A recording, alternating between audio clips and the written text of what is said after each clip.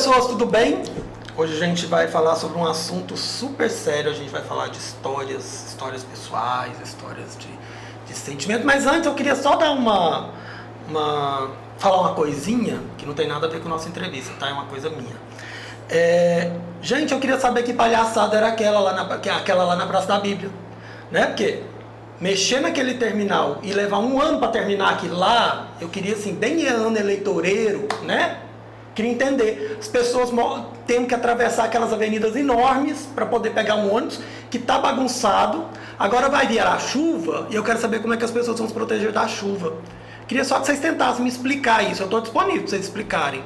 Porque como é que fica pronto daquele jeito? Aí eu passei lá, tem um povo com um negócio fazendo um monte de faísca em cima das pessoas que estão esperando o ônibus, que ainda está arrumando. Porque, de novo, todo ano eleitoreiro as pessoas resolvem fazer funcionar as coisas em Goiânia, né? Então, assim, tá ridículo. Não fez pensando nas pessoas, a gente sabe disso, né? Óbvio, agora um ano para fazer um terminal daquele também não existe, tá? Um ano é muito tempo para a gente fazer um terminal daquele lá, reformar um terminal daquele. Então, vamos pensar direitinho nos outros, esquecer, porque época eleitoreira, né? Não funciona não, porque tudo estraga depois, né? Tem que pensar nisso direitinho. Vamos fazer a coisa direito. Não sei quem que resolveu fazer aquilo antes, né? Então, assim, não deu muito certo, não colou, não, tá? Igual um monte de outras coisas que tá acontecendo aí em Goiânia. Vamos tomar cuidado com isso. Tá voltando, né?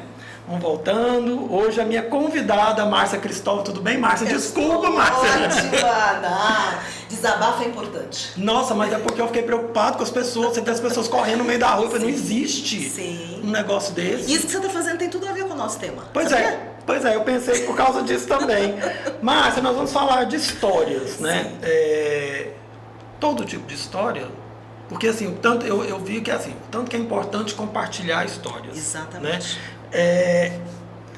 Você acredita então que compartilhar histórias é importante de todas as formas? Inclusive compartilhar a história do incômodo com o terminal que não termina. Não é? Vale tudo. Porque o que acontece? Os nossos processos internos, né, o próprio nome diz interno, está dentro. E porque está dentro, eu tenho dificuldade de acessar, de entender, de passar limpo, de dar vazão. E às vezes esses processos, que são emoções, ficam guardados e eu não olho para isso, não lido com isso. Quando eu falar é dar vazão, contar a história da vazão. Às vezes isso pode vir com uma forma de protesto, até de uma reclamação, como eu brinquei, né? Não, já está dentro do tema. Às vezes vem como uma história mesmo, com começo, meio e fim, de algo que aconteceu na minha vida em algum tempo, quer de bom, quer de ruim. Mas o fato é que falar, o que inclui contar histórias ou só desabafar, é um processo de pôr pra fora o que estava internalizado. O que eu ia te falar, é um desabafo, na verdade, né? É um desabafo. Que todo mundo precisa, tá, gente? E que, de certa forma, não faz parte do nosso processo educacional. Porque se a gente parar para pensar, uma criança cai e machuca. Aí a gente chega, né? Não chora não, não foi nada. Não foi nada para quem? Não foi nada para você que não tá sentindo a dor. Alguém perde um ente querido e aí você vai consolar. Não, fulano, não chora não, foi melhor, tá com Deus. Gente, como não chora não? Como é que é isso? E foi melhor pra quem? Então, existe no nosso próprio processo educacional, na nossa cultura, uma tendência de represar as emoções e os sentimentos, de retesar as histórias, de não permitir que elas fluam. Então, é assim que a gente é educado e isso gera muito problema. É igual a história do homem não chora, né? E com essa história do homem não chora, também o homem não compartilha, ele não conta os problemas, as histórias. Não. É como se ser homem ou ser forte fosse justamente não colocar, não expressar os sentimentos, né? Quando, na realidade, é preciso ser muito forte para expressar sentimentos. Como a Márcia é psicóloga, né? A gente vai perguntar também pelo lado do psicólogo. Você já presenciou momentos em que isso funciona? E as pessoas se sentem mais à vontade com o psicólogo? Ou talvez elas se sintam mais à vontade com um amigo? Eu acho que o real é um psicólogo, gente. Amigo é só uma coisa mais leve, eu acho. Mas tudo bem. Porque depende do que o amigo vai falar também, né? Porque assim, o psicólogo ele é um profissional preparado para, né? E ele é imparcial na escuta dele. Agora amigos são parciais por excelência. Então, de repente, um amigo vai falar uma coisa que vai te conduzir para um caminho que não era o mais adequado naquele momento. E o ato de compartilhar muda a vida de alguém. Você já presenciou isso? muda sempre. Bom, basicamente isso é o que eu vivo todos os dias, né? Já estou aí fechando 3 décadas de atuação como psicóloga, e todos os dias é isso que eu vivo dentro do consultório, pessoas que chegam e contam as suas histórias, né? E o ato de contar, o ato de falar, ele processa autocompreensão, autopercepção, ele processa desabafo, pôr pra fora, o alívio. É muito comum as pessoas saírem de uma sessão, ai, parece que eu tô mais leve, né? O que aconteceu? Ele falou, ele pôs pra fora. O próprio entendimento, às vezes as pessoas guardam experiências equivocadas. Ela viveu algo, aquilo gerou para ela uma dor, um trauma, e como ela não contou, ela guarda algo que está equivocado. Quando ela fala, gente, então foi assim, retira parte do peso. Todos os dias eu vejo isso. Mas isso não acontece só dentro do setting terapêutico. Óbvio, lá é um espaço preparado para isso, o psicólogo ele tem um treinamento para tal. Mas veja, as rodas de conversa, os bate-papos, né? O momento de amigos, né? Sentarem, vamos fazer um tricô aqui, vamos bater papo. A coxa de retalho. Isso, vamos sentar aqui na mesa do bar, vamos tomar uma cerveja ou um suco, seja o que for, vamos conversar. Todo bate-papo por si tende a ser muito saudável, tende a gerar muita saúde. É diferente o setting terapêutico da conversa na mesa do bar. Mas até a conversa na mesa do bar, até mulheres tricotando sobre suas vidas e sobre as vidas alheias às vezes, até isso é em algum nível, sim, terapêutico, né? Então a resposta ao seu questionamento... Porque na conversa passa a se ouvir, né? Exatamente. Então a resposta é sim, é muito produtivo sempre, muito produtivo sempre. A gente tem, por exemplo, experiências que não é psicoterapia, mas você reúne grupos focais, grupos que têm temas comuns, então grupos de mulheres, grupos da terceira idade, grupos de adolescentes, e aí você propõe um bate-papo. Você joga um tema, faz a provocação do tema e põe as pessoas para conversarem sobre aquela temática. E as pessoas saem dali com conclusões, com reflexões, com insights. Então, falar sempre vai ser terapêutico. Você acha que isso também funciona, então, no ambiente profissional, no ambiente de trabalho? Esse tipo de acolhimento, de ouvir as pessoas? Sim. Quando a gente vai para um ambiente corporativo, por exemplo, a gente vai trazer temáticas como o chefe, né, que não é o chefe, é o gestor. Então ele deixa de ser chefe, o superior, para ser um líder, alguém que está num nível que se propõe a ser de parceria, apesar de ter uma hierarquia. E aí a gente vai trazer termos mais modernos como o líder servidor. Quem é o líder servidor? É aquele que se propõe como escuta. É aquele que vem gerenciar, ele vem fazer a gestão, mas ele não vem só falar o que ele quer. Ele vem também escutar o que aquele liderado dele tem para dizer. E aí a gente tem equipes de alta performance. Então, uma equipe de alta performance ela é construída dentro de algumas contingências. Existem alguns fatores geradores da alta performance. Um deles está comprovado, né, pelos estudos, pelas pesquisas no meio corporativo, tem a ver com um gestor, um líder que se propõe a ouvir. Então, se ele se propõe a ouvir, ele está incentivando o liderado a falar. São ambientes em que as pessoas se sentem à vontade para conversar também. Mas a gente vai acabar esbarrando naquela história de que quando é um ambiente corporativo, às vezes o funcionário fala assim, nossa, eu não vou falar tudo que eu quero falar, porque depois isso vai virar contra mim.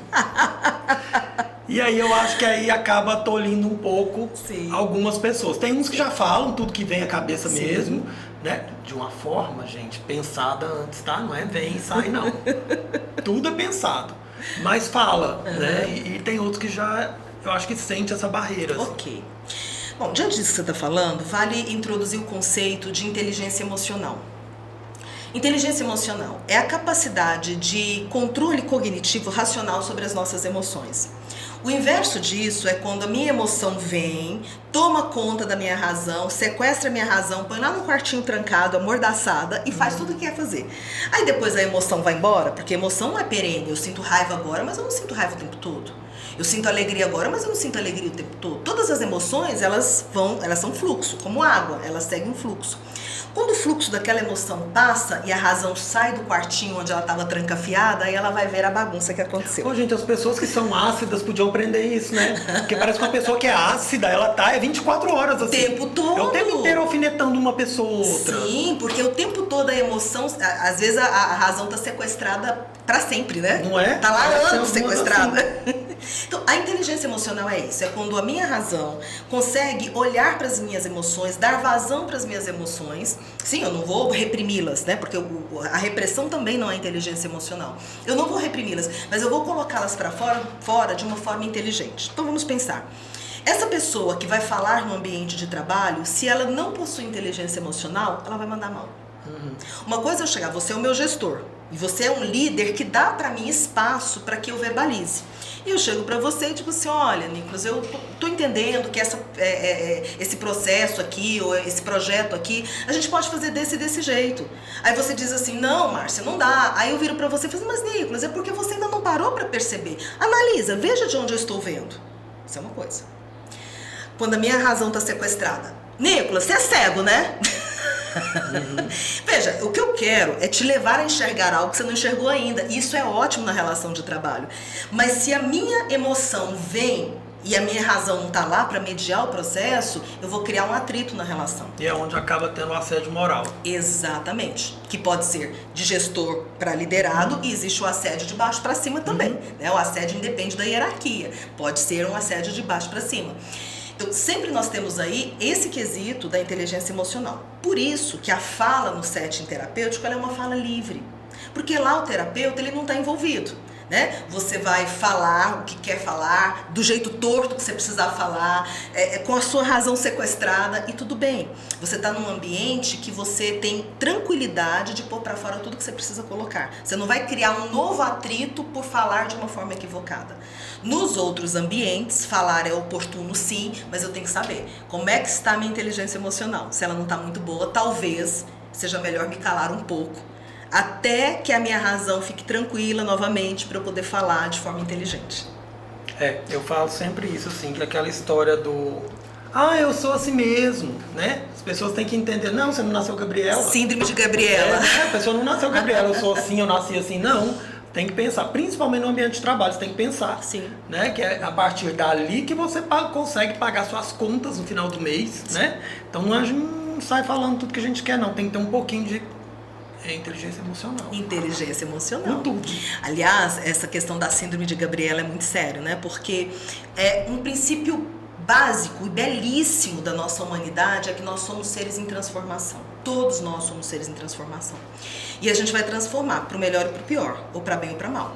Então pode ser que você não esteja transformando para bem. E se você não estiver transformando para bem, você está transformando para mal. Mas parado ninguém tá. Ninguém é Gabriela. E aí acaba virando aquela história do relacionamento tóxico. Sim. Né? Que não é só entre relacionamento de duas pessoas, não. Pode afetar um grupo, né? Sim. Né? A bem da verdade, a pessoa que ela é tóxica no 1 a 1, ela é tóxica no grupo, né? Ela vai ser isso nos mais diversos aspectos das relações. Então é importante esse olhar para dentro, né? O que eu posso fazer para crescer, para evoluir? Todos nós estamos mudando. Agora, para onde eu quero mudar? Como eu quero mudar? O próprio ato de contar histórias, né? De contar as minhas histórias, de falar as minhas verdades, me ajuda a perceber isso. Onde é que eu estou parada?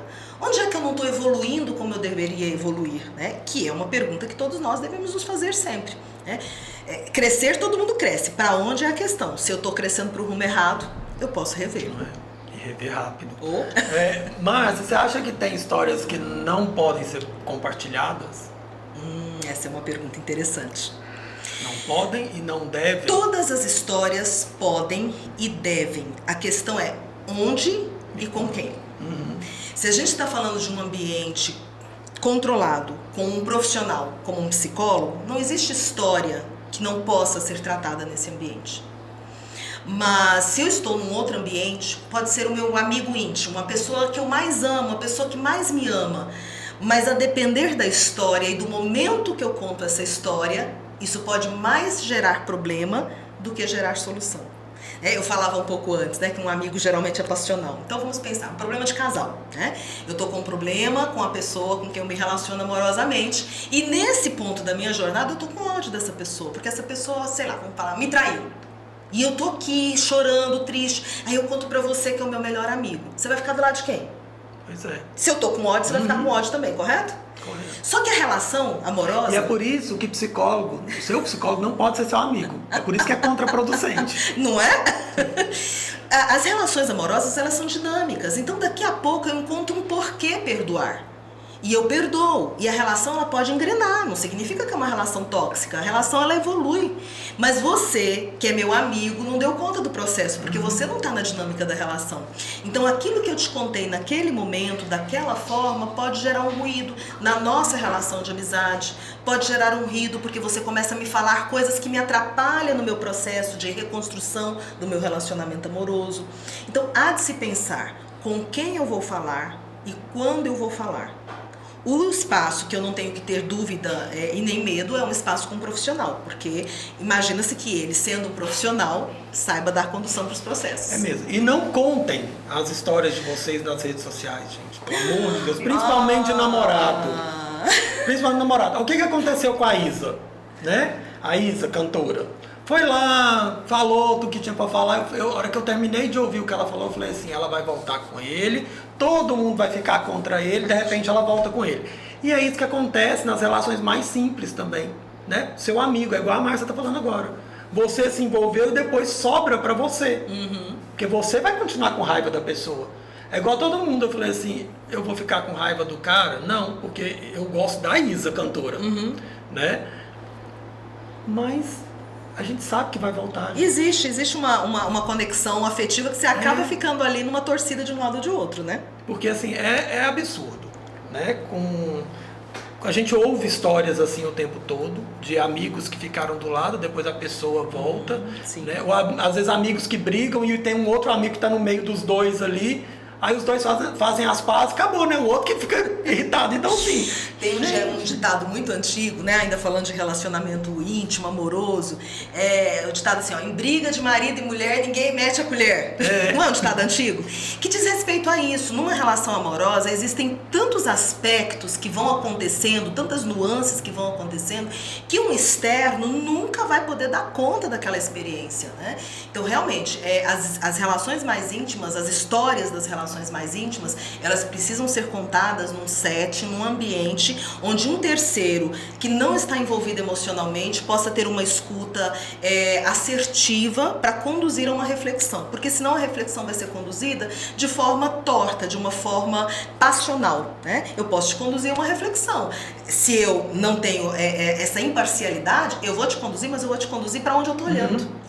A imparcialidade significa eu não estou olhando para um ponto fixo, eu estou olhando para todas as possibilidades. Quando existe passionalidade, quando existe amor, e não é maldade, eu te amo, eu quero te ajudar, porque eu gosto de você, aí eu começo a conduzir para o lugar onde eu estou olhando, que não necessariamente é o lugar para onde você tem que ir. Então toda história pode e deve ser contada, mas a depender da história, para quem, quando é a questão. E quando esse ditado de não meter a colher, não vale pra violência não, tá, gente? Se vocês ouviram lá, a briga, a violência lá é outra história. A gente tá falando aqui de relacionamentos próximos, de amizade, que tá no meio, aquela história toda. Tá? Porque senão depois vem um monte de gente falando assim, mas agora não tem nada a ver uma coisa com a outra. Tá? E existe uma técnica de abordagem, Márcia, para que isso aconteça, para que a pessoa possa... Que eu acho que até com você, dentro do consultório, as pessoas ainda ficam receosas também, né? De começar a falar. Não é todo mundo que chega já falando. Não. Algumas pessoas, elas precisam de um tempo. Eu tive uma paciente uma vez, que no final de um ano de terapia, ela virou pra mim e falou assim, nossa, agora eu sei que realmente você é uma ótima profissional, a partir de agora eu vou começar a contar as minhas histórias de verdade. Eu falei assim, fulana, como assim? Ela falou, eu estava te testando. Eu falei, eu percebia. E eu percebi que você jogou um ano de dinheiro fora. Não é, gente? E a gente deu risada disso, mas era com ela. Ela precisou de um ano me testando para saber se ela podia realmente entregar o ouro, né? Cada pessoa tem a sua característica. Mas veja, fora do setting terapêutico, dentro do setting terapêutico existem questões específicas que só o psicólogo vai dar conta de lidar. Qual é a técnica que eu uso com essa pessoa porque é tímida, com essa pessoa porque é fechada, com essa pessoa porque tem um trauma, enfim. Aí eu tenho que entender o porquê que a pessoa tem dificuldade de falar para escolher que técnica eu uso. Mas isso é o setting terapêutico. Vamos falar fora, né? Para você que gostaria de ajudar seus amigos, as pessoas com quem você convive a se tornarem mais abertas. A técnica é a escuta, que é uma coisa muito difícil também. Veja, a maioria das pessoas, elas não escutam. Porque enquanto você está falando, ela já está pensando no que ela vai responder. Então ela não está escutando. Se você escuta o que a pessoa está falando, já pensando na resposta que você vai dar, eu quero te dizer, você não está escutando, ponto. Ah, não, eu tô conseguindo fazer duas coisas ao mesmo tempo. Não. Não dá. Não dá. Isso não consegue. São dois processos distintos. Então a escuta limpa é aquela em que eu paro e eu tenho paciência, eu tenho abertura para receber o seu conteúdo. Que, aliás, vamos combinar. Tem muita gente que tem isso? Pois é. Não tem, né? Não tem. E a gente vive uma loucura, o mundo é um mundo de urgências, de emergências. Você tá falando comigo, eu já tô pensando que daqui a pouco eu tenho que resolver tal coisa. Eu acho que você fala muito, eu queria encurtar a sua fala. Chega às vezes no absurdo de eu não deixar você completar a frase e já adivinhar o que você queria falar. E assim, né? Chega uma hora que eu não quero mais falar com quem tá querendo adivinhar o que eu tô querendo dizer. E lembrar que o seu agora não é o meu, não é o da Márcia. Né? A gente tem que lembrar isso. Márcia, tem pessoas que acham que as histórias delas não são relevantes para serem contadas? Muito. Isso é ruim. Muito. E a gente tem que entender de onde isso vem. Isso vem de um processo de autoestima rebaixada. Né? Então, não saber o meu valor é que faz com que eu ache que o que eu tenho não é validado, não é válido. Né? Eu mesma não valido o que eu tenho. Isso tem a ver com uma construção, possivelmente desde a infância, onde eu não fui validada adequadamente. Existe um processo, que é o processo de construção de intimidade, que se dá numa fase muito específica do bebê, quando ele está sendo cuidado pela mãe, na amamentação, no banho, são os primeiros meses. Então, pensa na cena, né? A mãe está aqui segurando o filho, né? E ele está aqui no peito, ele está amamentando. E olha que a distância do olhar da mãe para o olhar do bebê, nessa posição do amamentar, é uma distância muito curta. E eu não sei quantos de vocês já passaram por isso, viram essa cena, né? De perceber que existe uma conexão, existe um momento que a mãe olha para o bebê e o bebê olha para a mãe. Naquele momento está sendo construída uma identidade de relação íntima. O bebê está construindo no seu psiquismo o seguinte entendimento: eu posso confiar. É o olhar da mãe para o bebê que ensina para o psiquismo, para o nosso nível inconsciente, eu posso confiar em alguém, existe alguém confiável. Então o primeiro ser confiável no mundo é mãe. Veja, não é mãe biológica, porque a maternagem pode ser feita por uma avó, pode ser feita até por uma babá. O ideal seria que fosse alguém afetivamente importante pro resto da vida, porque a babá, né, é uma funcionária, vai embora em algum momento. Mas qualquer pessoa pode fazer a maternagem. Essa pessoa que faz a maternagem, quando olha para esse bebê e os olhares se encontram, está ensinando para ele: eu posso confiar em alguém. Ou seja, se faltou isso pra gente na mais tenra idade, a gente vai passar pela existência com uma sensação de que eu não posso me entregar. Não existe alguém para quem me entregar, eu não posso confiar. Ou eu não sou tão importante assim a ponto de ser visto.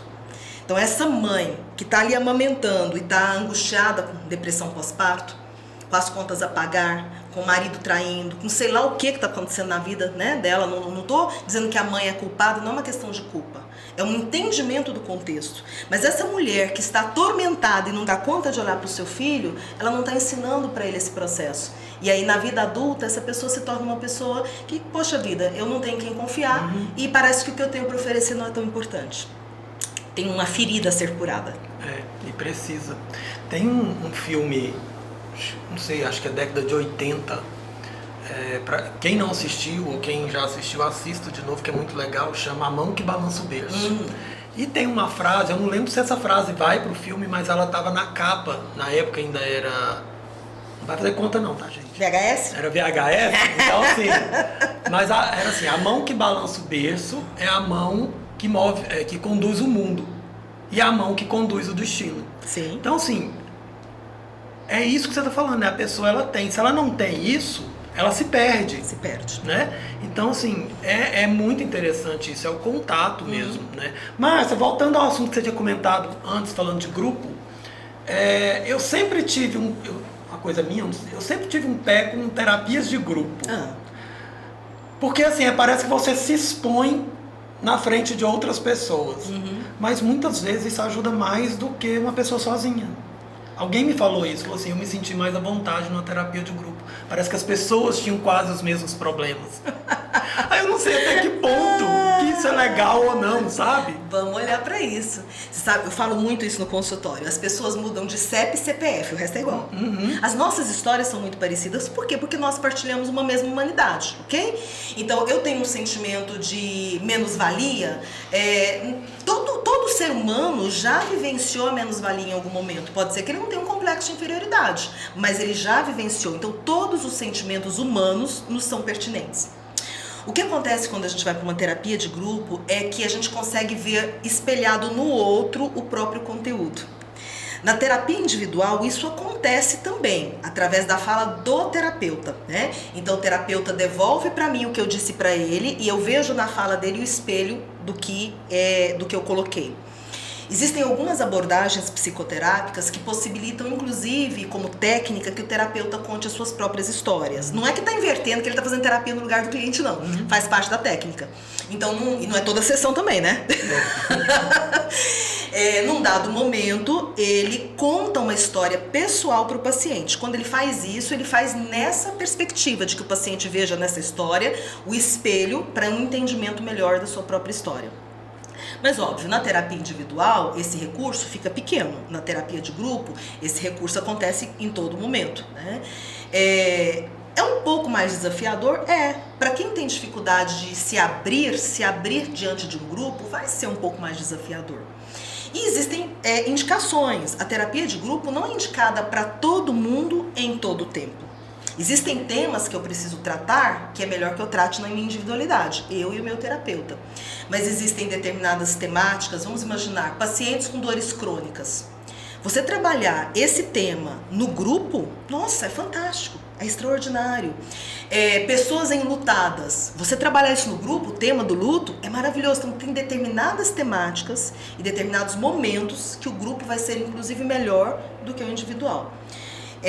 O ideal é que o próprio psicólogo que acompanha a pessoa vá verificando. Esse momento é um momento ideal para grupo ou é ideal para o indivíduo, né? Mas vale muito a pena. Por isso, porque nós partilhamos na nossa existência coisas muito parecidas. Nessa parte eu sou meio egoísta, assim. Eu gosto muito, assim, só naquele momento. Eu não sei se eu teria estrutura para me abrir na frente de outras pessoas, mas isso sou eu. Se isso é bom para você, ótimo também. Desde que a terapia é a melhor coisa do mundo. Eu falo que a minha terapia, eu começo quando eu tô indo pro terapeuta. Aí eu ouço, eu converso e eu falo muito, né, gente? O diretor fala que eu falo muito aqui. E aí eu falo muito. E aí ela funciona também quando eu tô indo embora. Eu não sei se é coincidência, sempre que eu faço... todos os terapeutas que eu já tive até hoje sempre eram distantes da minha casa. Olha aí. Eu não sei se é de propósito, mas eu não penso nisso fazer não, mas o fato de ir até lá, eu vou pensando, e aí quando eu volto, eu penso em tudo que eu falei. Eu acho isso, e sou eu dentro do carro. Sim. Né? Vidro fechado, eu tenho muito isso, tá, gente? Vidro fechado, música ligada e ar-condicionado ligado. Então, assim, parece que ali é a minha cápsula. Sim. Né? Isso que você está falando me faz lembrar de uma experiência pessoal. Eu quero te contar essa minha história. Há alguns anos atrás, já tem um bom tempo... Vamos ver seu tempo. Vou marcar o tempo. Ah, meu Deus do céu! Eu posso falar quantos segundos? Eu pus na minha cabeça que eu tinha que fazer uma formação em análise junguiana e eu conheci um pessoal muito bacana, que é de São Paulo, mas fazia em Brasília. E eu pus na minha cabeça que eu tinha que fazer aquele curso. Não tinha a ver com o meu movimento profissional. Profissionalmente, não fazia muita diferença fazer aquela especialização naquele momento. Óbvio, é sempre bom estudar. Mas não era uma primícia, eu preciso fazer isso por conta do meu degrau profissional. Não, eu pus na minha cabeça. E na época, o meu falecido marido, também psicólogo, né? E muitas coisas a gente fazia coisas separadas, mas algumas nós fazíamos juntos. Essa era oportuno que fizéssemos juntos, tinha uma viagem, né? E ele, mas pra quê? É um investimento alto agora. Ele não queria muito fazer. Mas eu sou muito tinhosa. E aí, quando eu ponho uma coisa na cabeça, e se aquilo é muito verdadeiro pra mim, enfim, fomos. E fizemos. Era um curso de 720 horas. Nós íamos uma vez por mês para Brasília. E o curso era muito profundo. Os professores eram muito profundos. E algumas das temáticas trabalhadas naquele curso mexeram com as minhas histórias. Com histórias que estavam guardadas há décadas e que eu até achava que já estavam resolvidas, porque já tinham sido temas de terapia durante os anos de terapia anteriores. E o fato é que nós ficávamos o final de semana em Brasília, né? Eu bombardeada por todos aqueles temas, e nós voltávamos. Eles foram voltar de carro da terapia, não era terapia, mas era de alguma forma.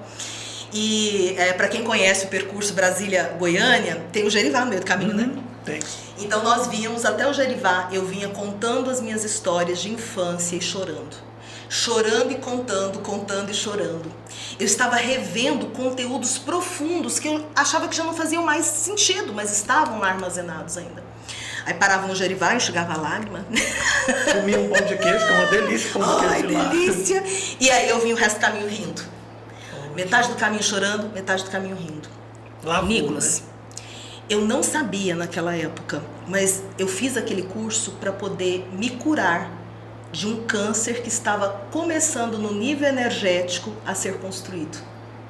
Eu pude comprovar isso porque um ano depois eu fui fazer os exames de rotina, fiz a mamografia e tinha ali um nódulo, né?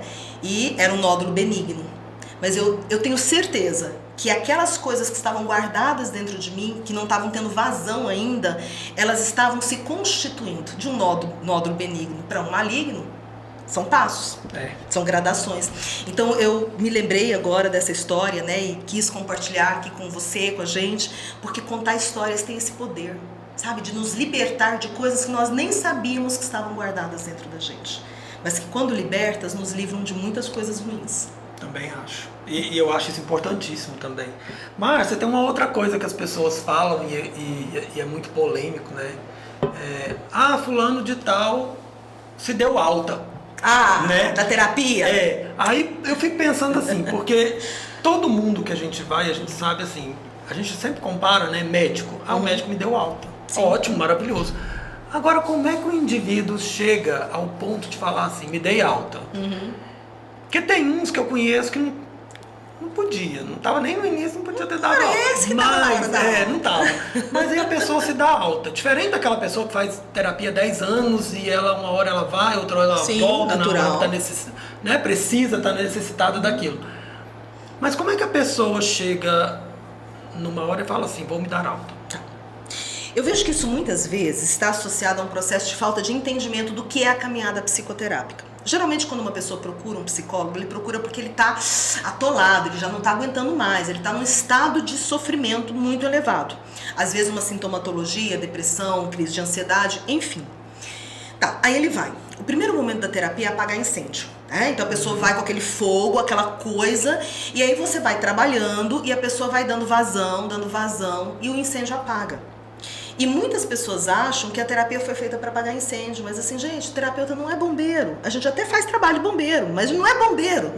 Quando você apaga o incêndio, a terapia começa num nível mais profundo, porque aí você vai poder entrar em contato com os conteúdos que conduziram ao tal incêndio. Só que a pessoa, inadvertidamente, pensa, como agora eu tô me sentindo bem, eu não preciso mais. Aí é alta por isso, porque aquele sintoma, que seria angústia, ansiedade, o que trouxe ela não existe mais. E ela acha que aquilo é o encerramento da terapia, quando não é. Quando aquilo acaba, agora ela pode olhar para os elementos mais profundos. Agora que você vai começar. Tipo isso.